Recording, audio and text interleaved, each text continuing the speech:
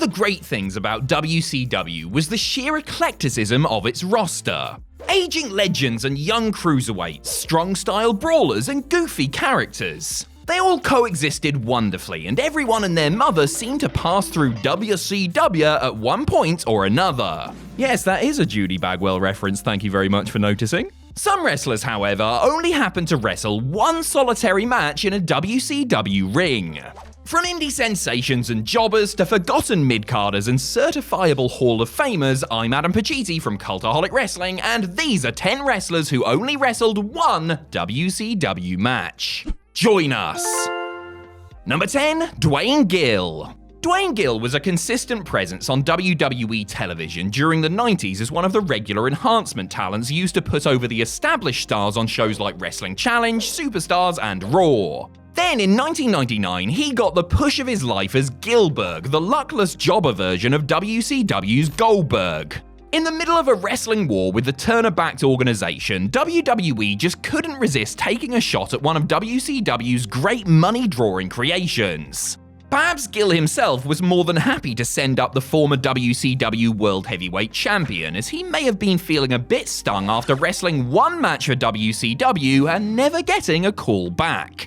At an October 25th, 1995 taping of WCW Saturday Night, Gil took on new Dungeon of Doom member Hugh Morris in what was only Bill DeMott's second WCW match. A routine squash, it ended when Morris got himself disqualified by throwing Gil over the top rope, it was a different time, and then continued the beating, finishing with the moonsault. Gil did his job as well as he always did, making Morris look like a monster, but his services weren't required afterwards. Number 9, Nick Bowinkle. WCW's 1993 Slamboree pay-per-view was billed as a Legends Reunion. An excuse to celebrate professional wrestling's glorious past, the company brought in many of the industry's greats to either make appearances or mix it up in the ring. One of the most intriguing outings WCW put together was a singles contest between former NWA World's Heavyweight Champion Dory Funk Jr., managed by Gene Kiniski, and four-time AWA World Champion Nick Bowinkle, managed by Vern Gagne. Dory Jr. was 51 at the time, while Bowinkle was 58. Despite their advancing age, both men were in fantastic shape and put on a real old-school technical exhibition that went to a 15-minute time limit draw. It was a nice nostalgic example of the way pro wrestling used to be, and a good one-shot WCW for Bowinkle in what turned out to be his last ever match after 6 years in semi-retirement. Funk, meanwhile, worked one more date for WCW, a non-televised June 6, 1997 house show in New York that doubled as a tribute to former wrestler and restaurateur Elio DiPaolo. Number 8, Don Morocco. Dory Funk Jr. and Nick Bowinkle weren't the only two legends to get a payday at Slamboree 93, of course. One of the featured matches on the show's undercard was a 6-man tag pitting Blackjack Mulligan, Wahoo McDaniel and Jim Brunzell against Dick Murdoch, Jimmy Snuka and Don Morocco. Seems a bit slow on paper that, doesn't it? Well, the sextet may have moved at a leisurely pace, but you cannot fault the star power, and Brunzell was in the match too. This turned out to be the only WCW match for Brunzell and Morocco, who got to square off with his old nemesis Snuka in one of the match's highlights before it descended into a big brawl and ended in a DQ. In recent years, The Rock, he was The Rock before The Rock, damn it, has said that he never had much desire to go to WCW after leaving the Fed in 1989 because he considered the locker room something of a snake pit, while also readily admitting that he had lost a step.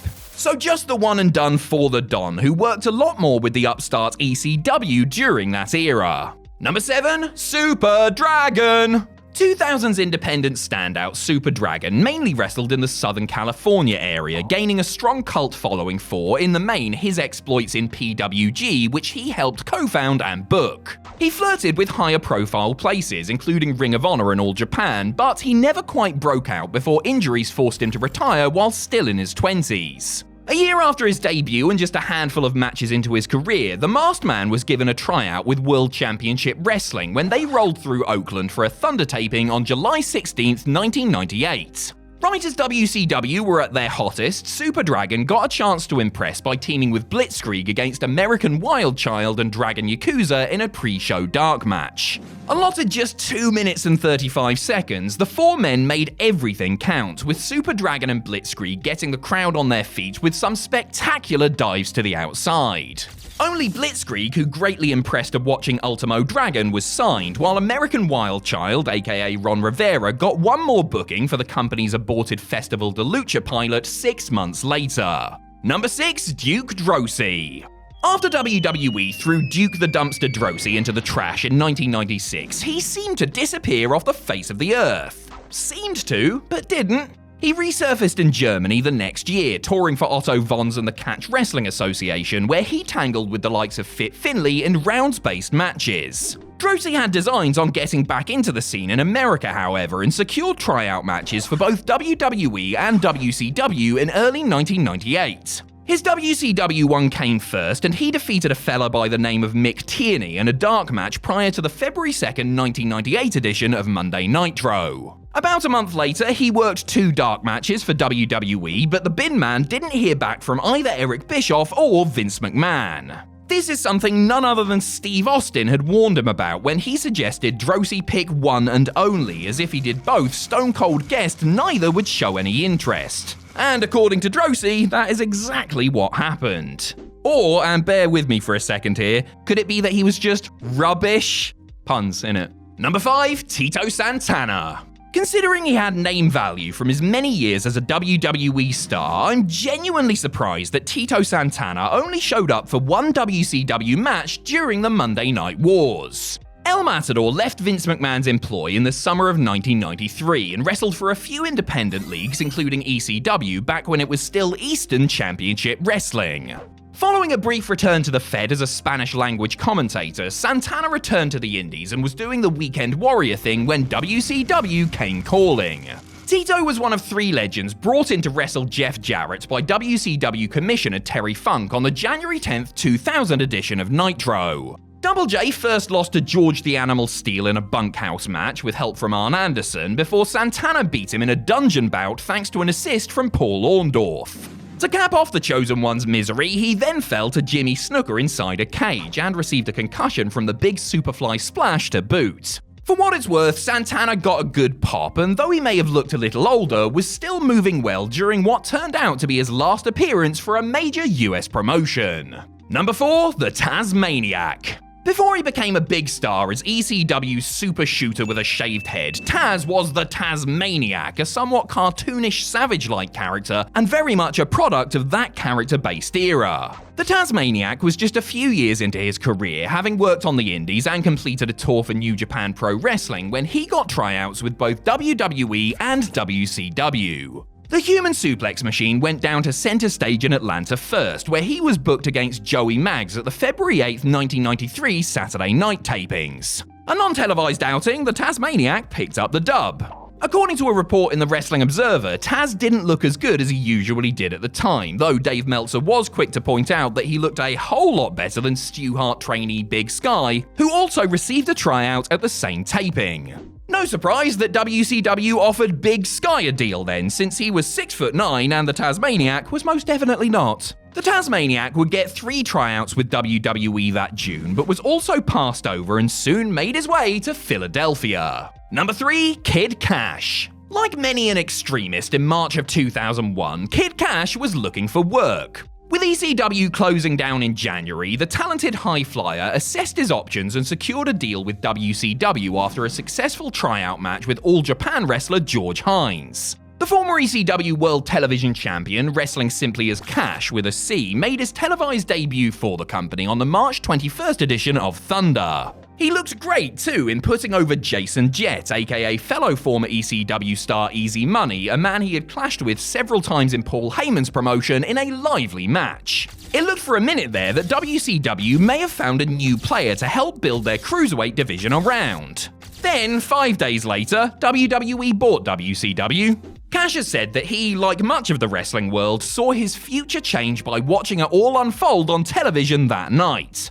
WWE had wanted to retain his services, but Cash, by that point in his mid-30s, didn't fancy signing a developmental deal and relocating from Nashville to Cincinnati with no guarantees, and opted to try his luck elsewhere instead. Number 2, Joe Malenko. Prior to finding domestic success with WCW in the mid to late 90s, Dean Malenko earned his reputation as one of the smoothest in-ring technicians in the game while bending bones overseas in Japan, where he was a star of New Japan's cutting-edge junior heavyweight division. Before that, however, he was known as the younger brother and tag team partner of Joe Malenko. The Malenko brothers had been staples of New Japan's rivals All Japan, where they had some cracking matches with, amongst others, the British Bulldogs when they were booked for a one-off by WCW. Squaring off against Nikita Koloff and Ricky Steamboat in the first round of a tournament to crown new tag team champions, Dean and Joe helped kick off the 19th Clash of the Champions special. It was obvious who was doing the job here, but at least the Malenkos, who were representing Europe, oddly enough, got to show off their mat skills in a perfectly decent 10-minute encounter. And while Joe didn't wrestle another match for WCW, he was drafted in for an angle with Chris Jericho during Jericho's 1998 feud with the Man of 1,000 Holds. Number 1, Kane. Or should I say, Bruiser Mastino. No, I probably shouldn't, should I? Because that name is friggin' stupid. Well, it may have been stupid, but let's be honest, it's no less so than, say, Isaac Yankem DDS or Fake Diesel, is it? And Glenn Jacobs probably would have let you call him Dick Hertz back when he showed up for his lone WCW outing at the March 2nd, 1993 Saturday night taping. The future mayor of Knox County had but a few matches under his shiny vest by that point and was essentially brought in to act as a warm body for Sting to beat in a routine squash match. Looking like a jacked up Mick Hucknall, the big Simply Red machine was as green as his opponent's tights, and WCW's failure to snap him up was not all that surprising.